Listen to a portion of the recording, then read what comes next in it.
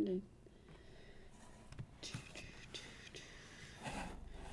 Hi cubies and newbies, I am Sunshine, and I'm the creator of the ABCube method for solving Rubik's Cubes. That's Formula A, that's Formula B, and with just those two formulas you can solve every complex Rubik's Cube. Not the shapeshifters, not the banded ones, unless you adapt it a little bit, like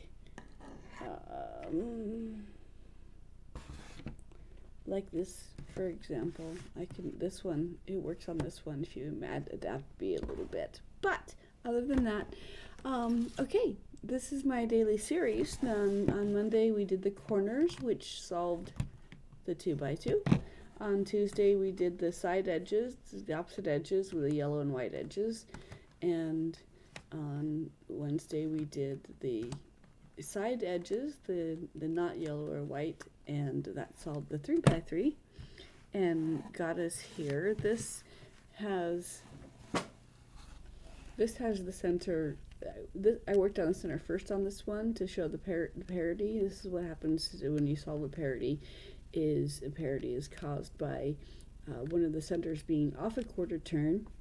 It was like so with these colors matched, and when you turn it 1/4 turn, the edges become solvable, and then you have to solve the other ones.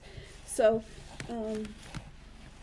this is the sampling of my cube was the 2, the 3, the 4, and the 7 because it works on all of the cubes, and no parity algorithms, nothing like that.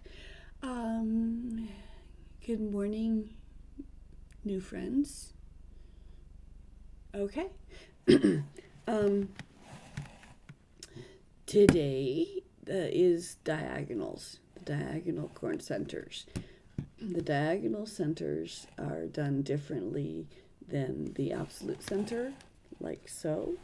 The absolute center can be changed with the formula A, which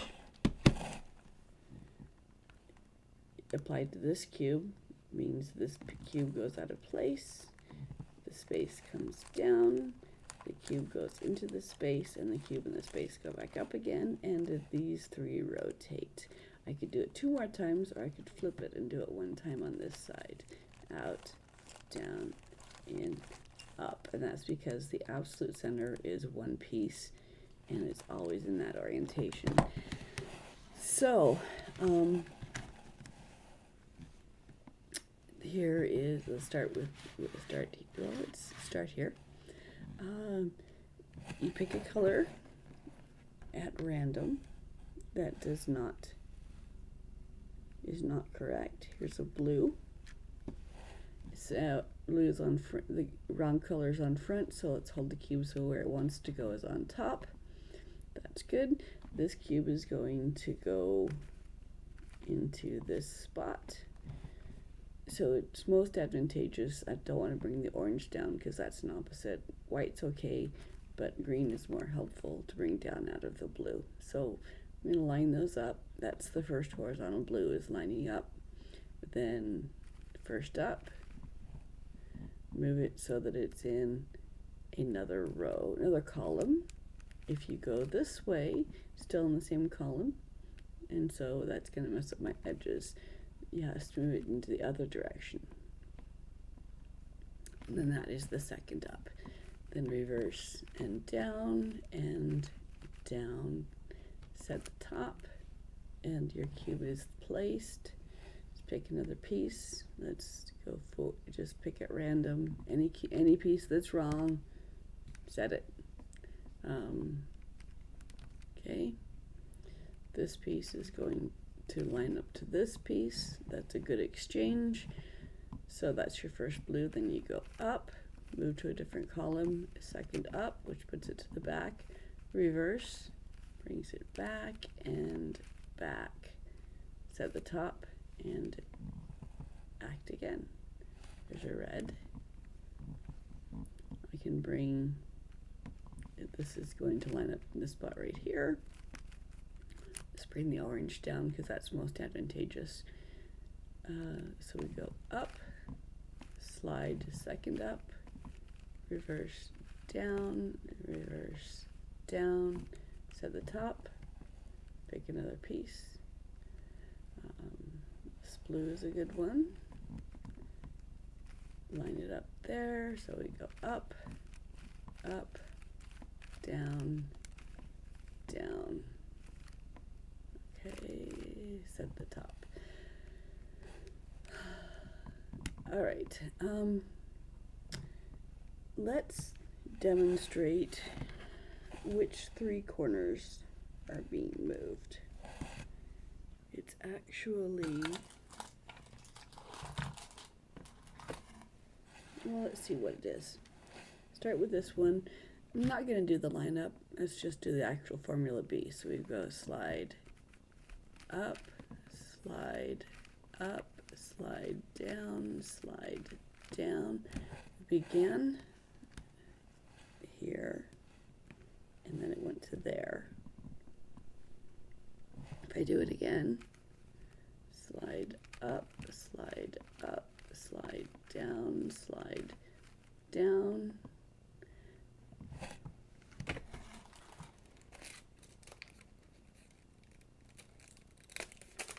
and what we see is that these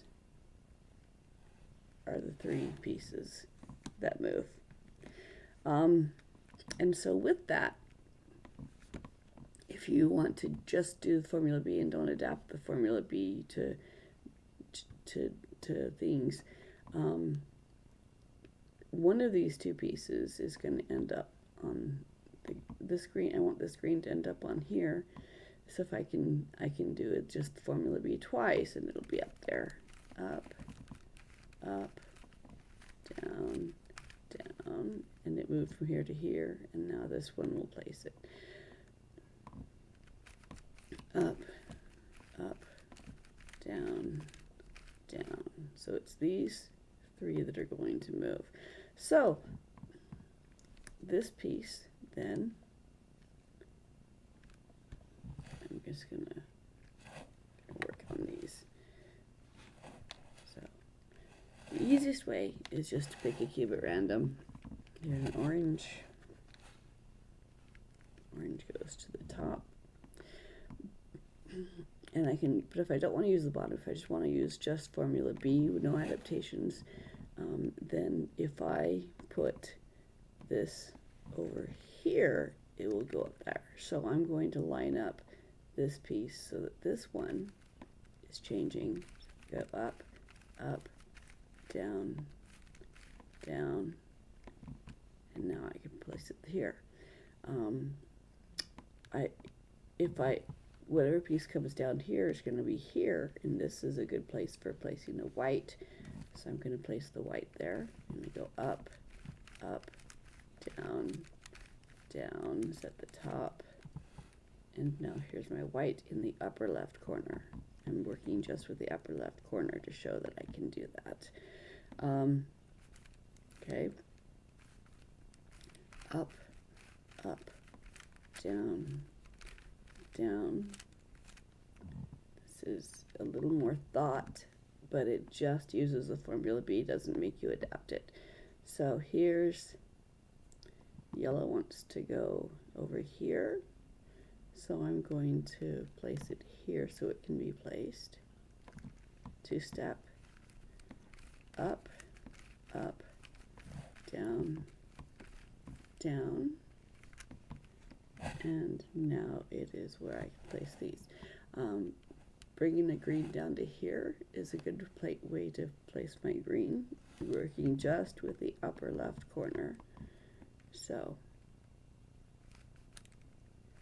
up, up, down, down, set the top, and now I've got this green, which is now in my upper left corner. Up, up, down, down. Okay. Orange. Okay, so blue's done. I want my green to go up, and it's going to move over and over. So if I work only with the front left corner, top left corner, up, up, down, down, and then I've got my green to go up and my yellow to go back down, up, up, down, down. Working in my upper left-hand corner, I want it to go to this, where I can place it on this side, so I want it to go right here. So, up, up, down, down, and now it is in my upper left corner. Up, up, down, down.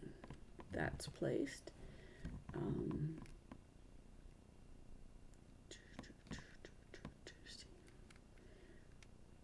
want me to bring that yellow down, so upper left corner. I line up the orange. Up, up, down, down. And you don't have to, it's just the same pattern, so you don't have to pay attention to which direction you're going. Here, okay, here's a green. I want it to go up to here, so it's going to do this twice. I'm going to bring up, up, down, down. And before I bring that yellow down, I'm going to work with this red, because I can. So I'm going to bring up, up, down, down, and then this green is going to go up, the yellow is going to go down, so we go up, up, down, down, and set the top. Okay. Okay, this red needs to go up.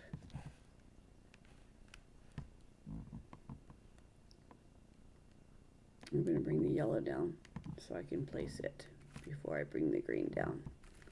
Up, up, down, down, set the top, yellow, up, up, down, down. You have to pay more attention to what you're placing, but you can do it by always just placing the top front cube.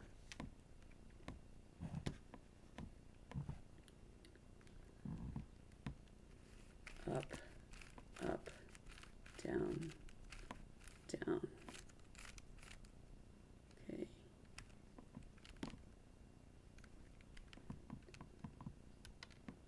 I can move the green up, but that'd bring the orange down. I don't want that. So let's bring the orange up first. These three. Up, up, down, down. Set the top. This needs to go, okay, this needs to go over here. I can either set the red there and then the red up, or I can set the green. It's going to be 2. Either way, it's going to be 2. So up, up, down, down, up, up, down, down. So that's strictly using B, no adaptations, no mirrors, just formula B. So that's possible. So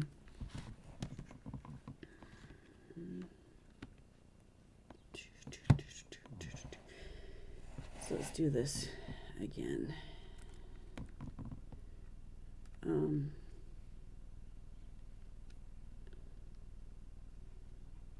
If I don't want, instead of moving the opposites down, I can use this and place it up here. I'm using just formula B. I had to do that.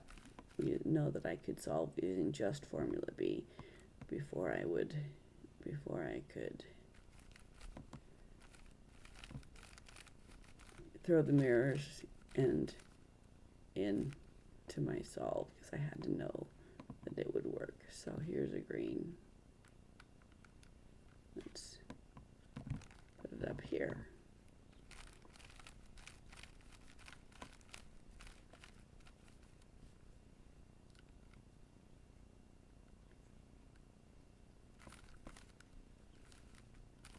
Up, up, down, down.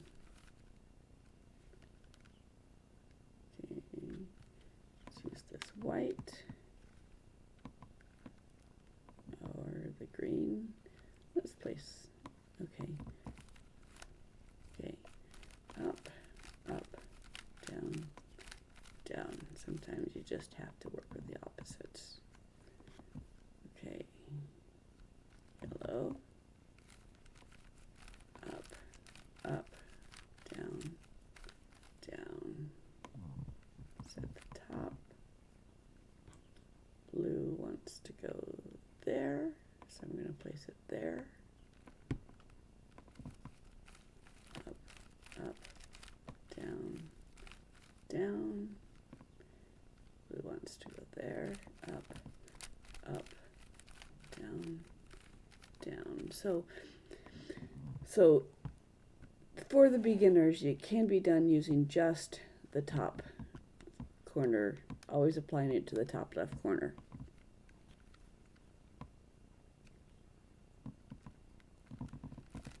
And then the shortcuts is using the mirrors and the inversion thing like that. So we go up, up, down, down, and up, up, down, down.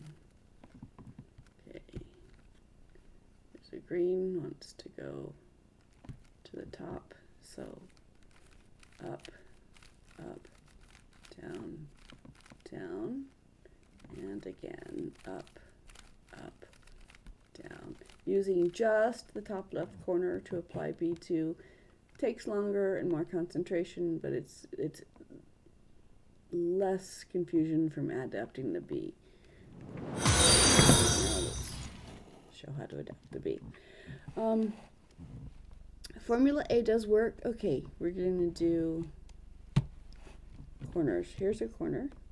We're going to put this corner. It's going to go to the top. There's yellows that I want to bring down. There's blues that I want to bring down. So let's line these up. And the largest block I can do without is making this a 3x2. So I'm going to go up, up, down, down, and set the top. Okay. Here is a red.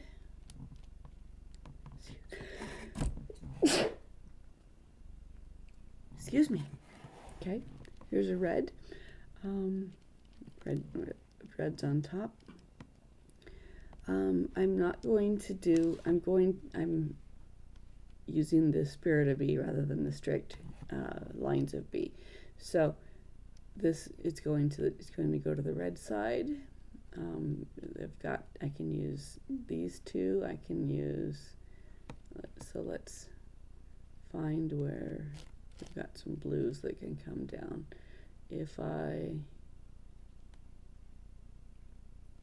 All right, I can do, these three are all advantageous to move up because the red will go up, the white's not a problem, it'll bring the blue down. So these three are one piece now. So we go, and it's lined up towards advantageous, so we go up, slide, up, slide, down, slide, down. Okay. Again, we're working with a corner.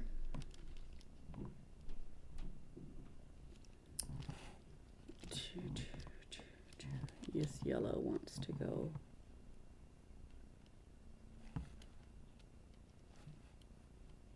Use this yellow.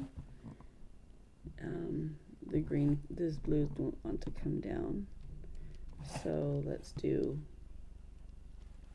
this block from here to here, which will go into this block from here to here. So we go up, slide, second up, slide, down, slide, second down, and set the top.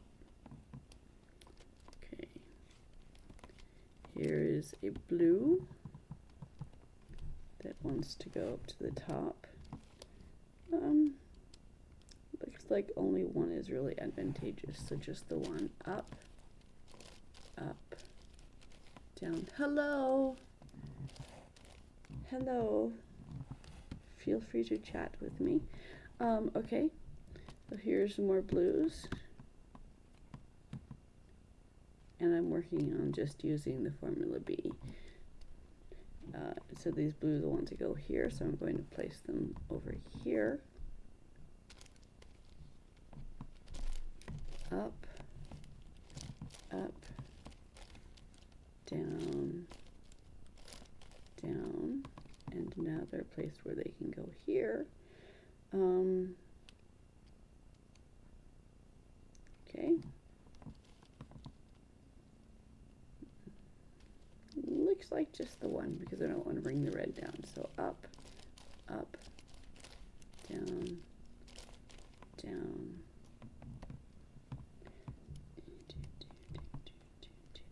Here's the yellow.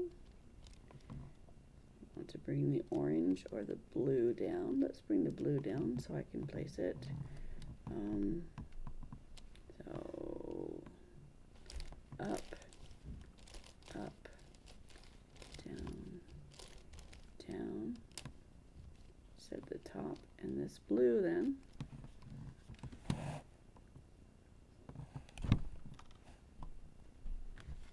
is going to go to the top.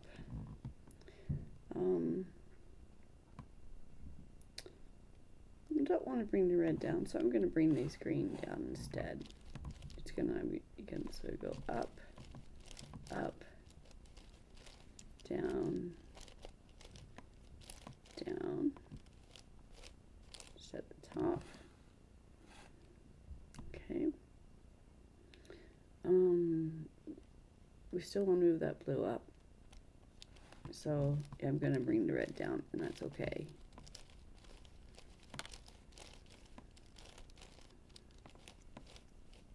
And then this blue is going to bring this green down, so I'll do these three. Up, up, down, down.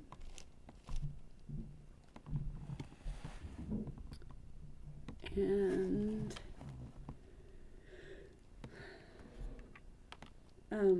so I usually, in order to not lose track of where you are, I work from the outside in. So I do the corners before I do the edges, and then I do the corners before I do the edges, and I do the corners. Alternatively, I can demonstrate on how Formula A works, but only for one side.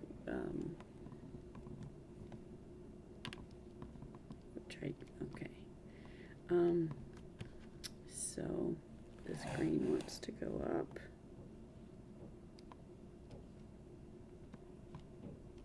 So I will bring a yellow down, up, up, down, down, and bring this yellow, place this yellow before I put that green up, because this yellow is primed to be placed. So up, up, down, down. Again, this is demonstrating how I just use B. I don't use adaptations for the B. Okay, so this yellow is advantageous to bring down, so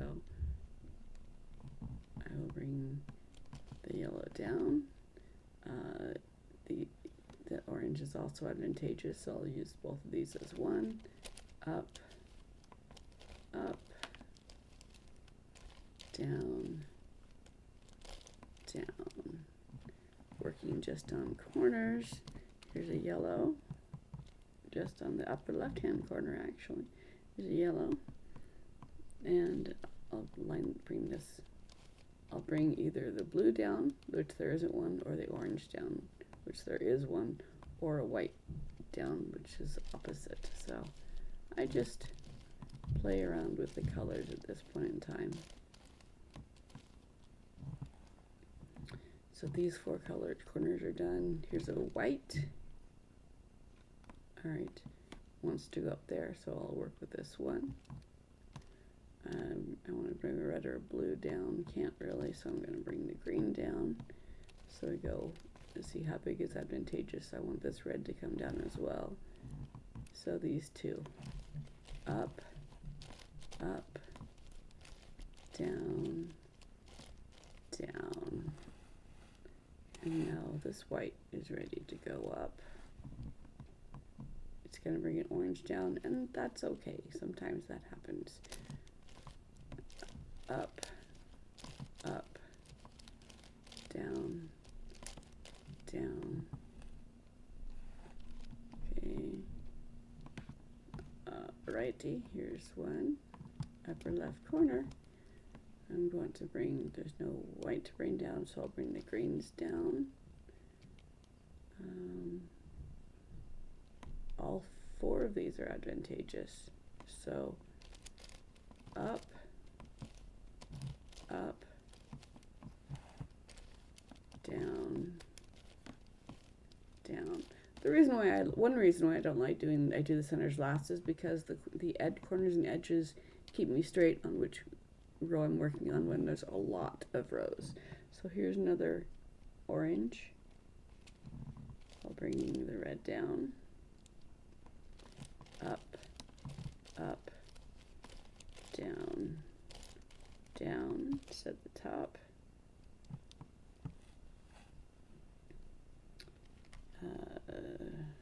Red needs to go twice. Okay, here's a red.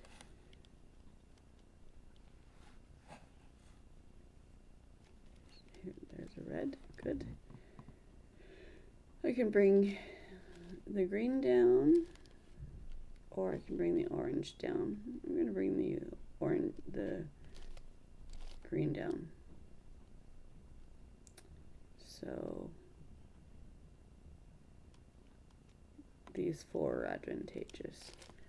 Up, up, down, down, set the top.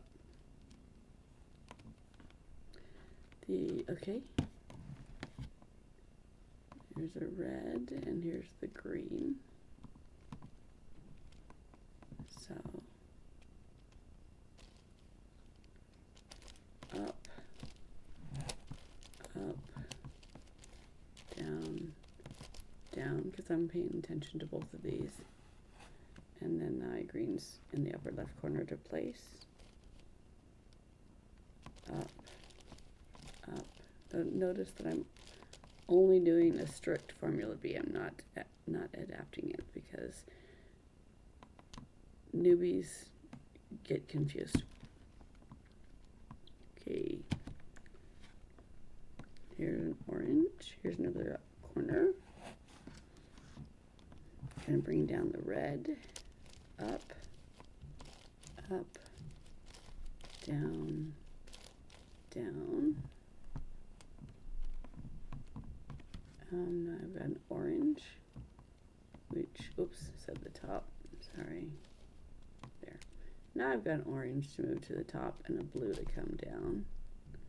I'm going to move the green as well, so the blue and yellow is what I'm moving. So I go up, up, down, down, set the top. And it looks like the outside corners are done. I'm going to work on another corner here. It's diagonal. The diagonal is orange, but the orange to the top. This time I'm adapting Formula B to line up where it goes. Then you go up, move it so that it's in a different column, which would not be that. It would have to be this. That's the second up. And then reverse and down, reverse and down. So the corners, it is specific which direction you have to turn them, dictated by the cube, but you don't have to just use the front, top right corner. So that is corner edges, which means that the 2x2s are now also done. And the 5 and up still have some floating centers. So I've got the absolute center, I've got diagonal centers. The remaining ones are floater centers, which I will finish up tomorrow.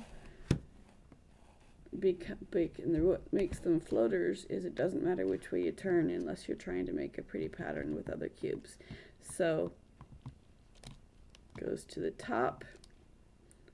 I'm bringing home down whatever is right here, which red's not advantageous.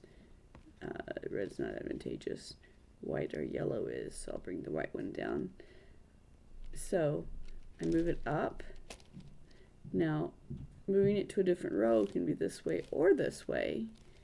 So it's easier to do the Formula B move. So set, up, left, up, back,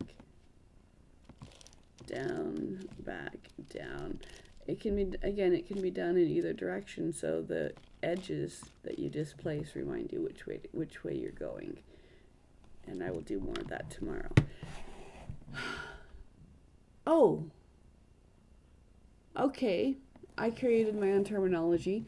Doug says there's something else. Oblique corners. Which are the oblique corners?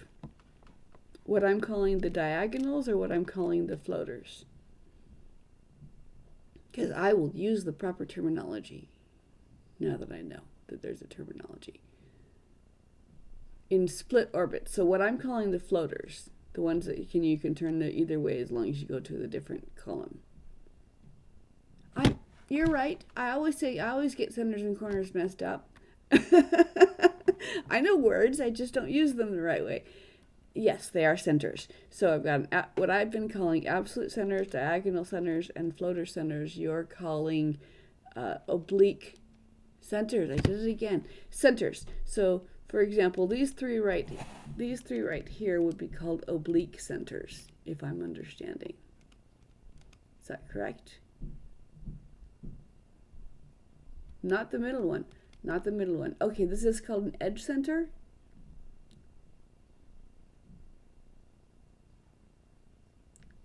What's the middle one called?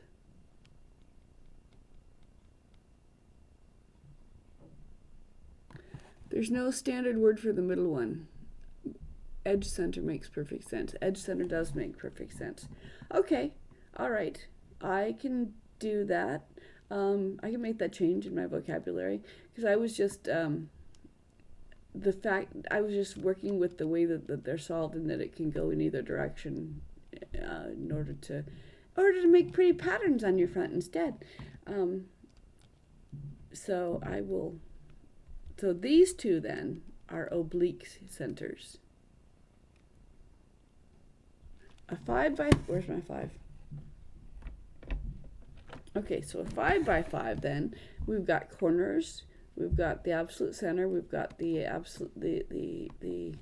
center edges, and then we've got I call these floating edges. It doesn't matter because you guys call them pair them up. I don't know what you could do. And then I've got I call these the diagonal centers, and I would call this a floating center, the same as I would call all of these floating centers. And you're saying that this is not an oblique center. So that this has a diagonal. This is not an oblique. So an oblique would only be on a 6 or higher then. Wings. Edges are wings. Correct. Okay. All right. when I teach someone a 5x5, I'm talking only about how they're placed, and I'm like, after the 5x5, there's nothing new to learn. It's just more of the same, and below the 5x5, it's all just simpler. So that's why I always start with the 5x5, so that they. But now that I know, I will correct that terminology, assuming I can get my brain to work, because I'm still calling centers and corners what they're not supposed to be called.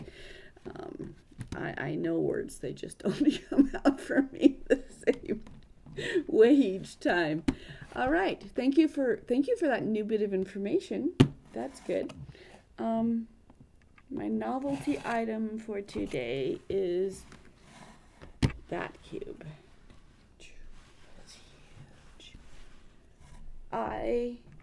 It's a huge cube. It's very big. I had a friend who was going blind and said, I need a bigger cube to work on. And I thought that he meant, rather than a 3x3, I'm like, well, would you want a 4x4 or 5x5? He said, no, just a bigger cube that I can hold. He has bigger hands than me. And I'm like, okay. So I found this, and because he was going blind, I know they have, it is a nice size. I know they have cubes for the blind that have the letters in Braille. I know they also have one that is dice shaped, so you can feel the pips on the dice. He was having trouble with the pips on the dice. What are the measurements? This is a standard 3x3, and it comes to not quite 2/3. So it is 1 2/3 of a standard cube. A standard cube, whatever that is. So it's 1 2/3 of a standard cube. But I went to the dollar store. I got a whole bunch of different beads, different shaped and sized and textured beads, and I super glued beads, one type to each color, so that when he was blind after he had to have a second eye surgery, then he could just, okay, this is the same as this one, so I'll put them together so that he could truly work on it being blind. So I don't know whether he knew Braille because he wasn't blind from birth, and so I don't know if he'd actually learned Braille. So that's what I did for him. I got two so I could have one to show off. So that's my cube. Okay, real quick before I log off. Oh, at comps, when someone brings an obnoxiously big one for people to play with, which isn't practical to have, but the size of, yeah. My biggest cube, my highest numbered cube is an 11. 11 by is the highest one I have. So I'm just going to really quickly, this is my, I showed you this before. This is my pattern, which I call softball, because it's got these 3 colors and these 3 colors, and they fit together like a piece. And 9 by, okay. I don't time myself on the big cubes. I just have fun with them. Anyway, if you do a 4x4, okay, if you do a 2x2 with my pattern, this is what it looks like. Still got these 3 colors and these 3 colors. On a 4x4, where's my 4x4? On a 4x4, this is what it can look like if you just treat it like a 3x3.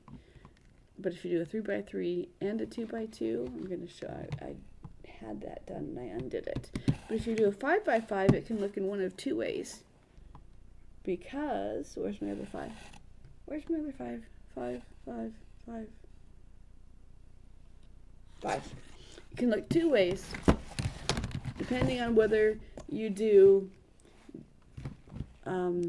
this, the thick centers first, or thin centers first, like that, or thick centers first, like that.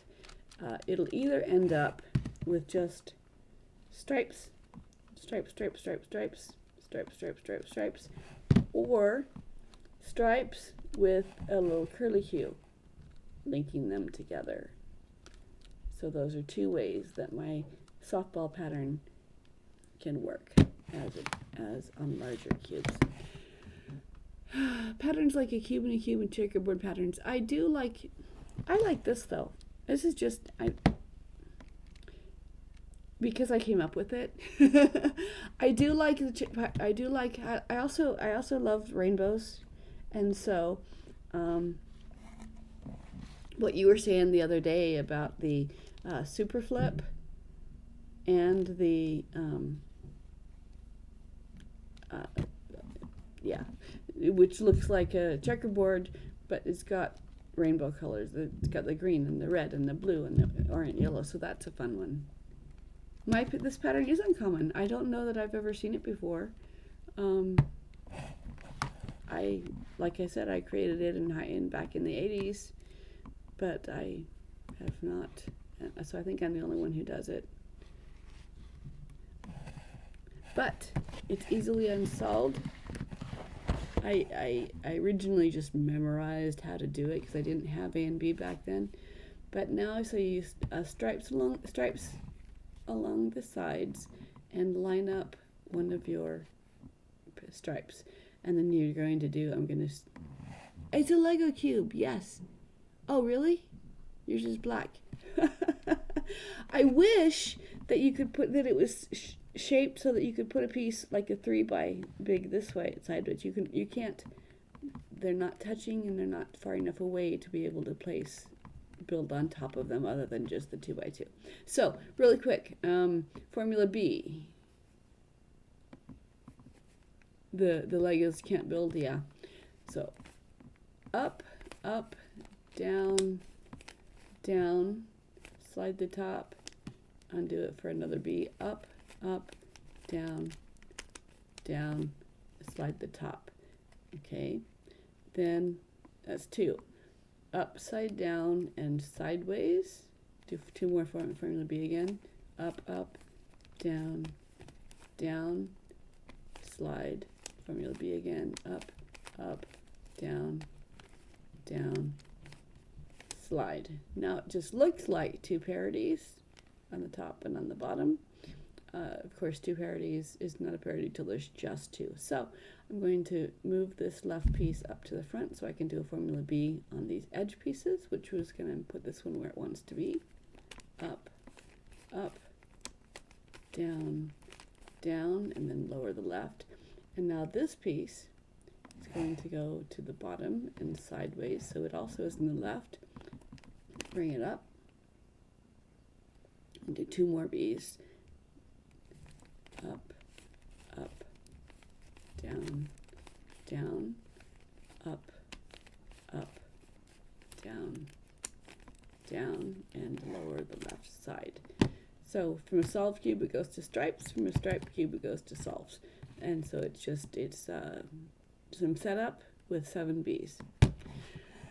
All right, that is it. I'm going to let you guys get on with your day. And I will be back tomorrow to finish that. Or leave me comments, chat with me, tell me what you want to do instead, and I will do whatever you guys want to do. Okay. Thank you for joining me. I love you all. And I'm going to, I'll have a good day. Bye.